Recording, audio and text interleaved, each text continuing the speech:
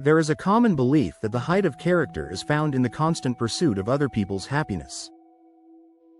It looks like the person who never declines a request, the student who absorbs the extra workload, or the friend who reshapes their entire schedule to fit a last-minute change. At a glance, this appears to be the gold standard of reliability. Communities benefit from this selflessness. Teachers see a model of responsibility, peers see a sanctuary of support.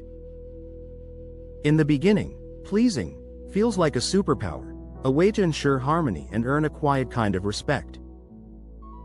But beneath the surface of every unhesitating yes is a silent, growing debt. Slowly, the architecture of a person's own life begins to lean. When every decision is filtered through the lens of what others need, the internal compass begins to spin aimlessly. The pressure builds, not from the work itself, but from the disappearance of free time and the erosion of personal boundaries. The fear of disappointing someone else becomes a louder voice than the desire to speak honestly. Eventually, even the smallest choices, what to eat, where to go, how to spend an hour, become paralyzed by a single question. What will keep the peace? Kindness without balance isn't a gift. It is a slow-motion exhaustion.